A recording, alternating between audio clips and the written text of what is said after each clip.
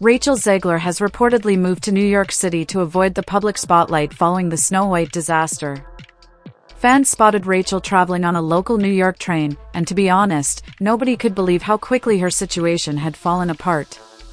Rachel is officially avoiding the media. Disneyland is also distancing itself from the film. Due to low attendance, Snow White lost almost half of its initial showings by the fourth weekend, and many theaters pulled it early to make space for more popular films. Social media was flooded with images of empty cinemas, and the conversation hasn't stopped. We must continue discussing Disney's Snow White remake because the box office saw a 66% decline in the second weekend of release, meaning the movie could end up costing Disney millions of dollars. As we already know, the film currently has one of the lowest IMDb ratings of all time, at 1.6 out of 10, and has made $143 million worldwide to date, far less than the $250 million that Disney spent on production and marketing alone. It becomes even more shameful. Before realizing she had the entire theater to herself, a fan shared a TikTok video demonstrating that she was the only person seeing Snow White. By mid-November 2025, Snow White had been removed from 1,200 theaters. On opening weekend, the movie's theater count decreased from about 3,750 to barely 2,540. This is not a slight decline, rather, it is a total collapse. Forbes and other box office trackers verified that Snow White screenings were being cancelled at record speed because no one was purchasing tickets. Reports indicated that some screenings sold as few as 3 tickets overall, with daily averages dropping to about $53 by late April.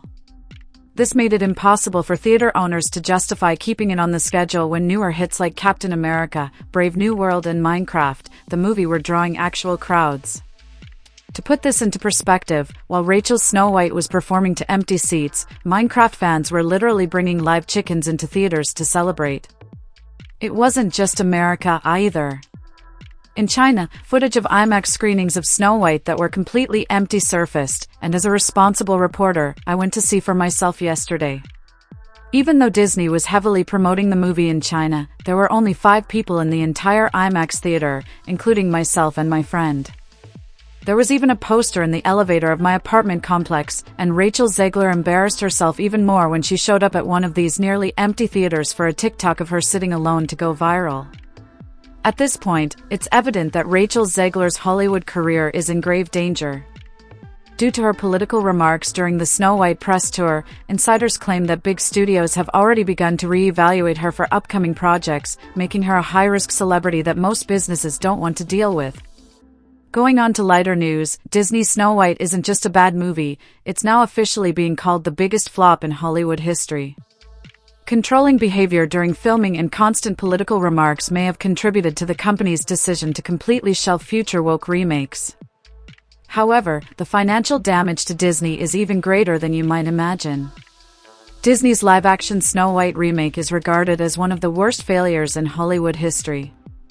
According to a recent Outkick investigation, the harsh financial figures reveal that since Snow White's final worldwide gross only came to about $195 million, the losses are now predicted to approach $145 million, which is more significant than the initial projection of $115 million made by Disney insiders.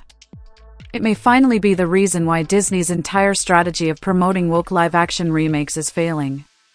In response to a recent interview question about Disney being too woke, CEO Bob Iger awkwardly admitted that he no longer really knows what woke actually means and asserted that the company is just trying to have a positive impact on the world. I love what you said about wanting to entertain audiences, but I don't really like the term woke because I think it's an umbrella term that I'm not 100% sure I even know what it means, and one could argue that sometimes it's used too liberally. That said, our primary purpose is to entertain, and where we can do that, obviously we try to have a positive impact on the world, but the first thing we need to do is entertain. However, actions speak louder than words.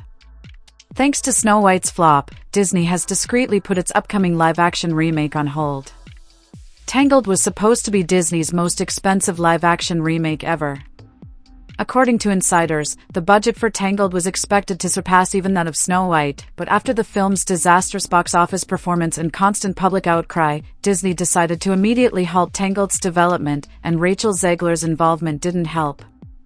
Sources claim that even before Snow White collapsed, Disney executives were already beginning to worry about Rachel's public image, and major production studios began to re-evaluate Rachel's future projects completely. The Snow White disaster isn't just about one actress or a bad film anymore, it's about the collapse of an entire billion-dollar strategy that Disney was betting their future on, and the worst part is that there is still more fallout coming, and Rachel Zegler's reputation is right in the middle of it all.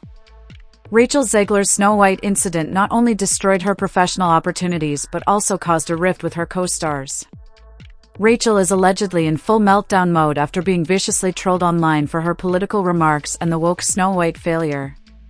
Rumors suggest that she may even be going to therapy right now to deal with the criticism, while her co-stars are also pulling away.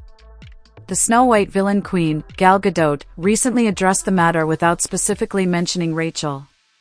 Gal claimed that the Snow White project failed due to a lack of teamwork behind the scenes and that Disney executives pressured her to defend the Disney agenda and the film's message. Gal refused, knowing that her career was on the line. Insiders also disclosed that Disney allegedly asked Gal Gadot to publicly defend Rachel and help repair the movie's image, but Gal declined. It's clear that Gal, along with many others involved, is upset that Rachel's political remarks destroyed the entire project and damaged everyone's reputation. And it gets worse.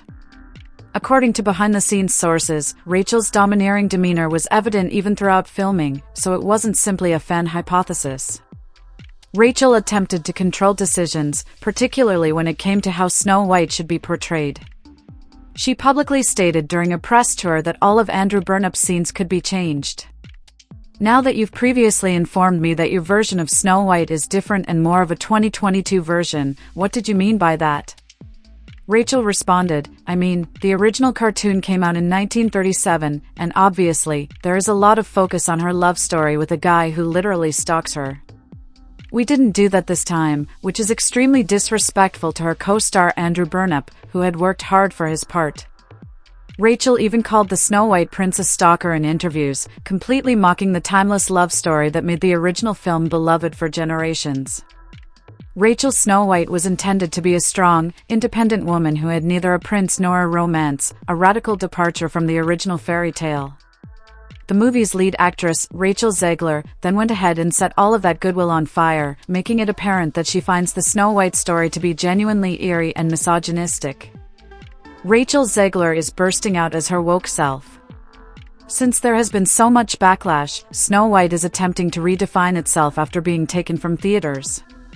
You can only imagine the company calling about this woman behind the scenes, saying things like, oh my god, we're $242 million in, and our lead actress hates our film.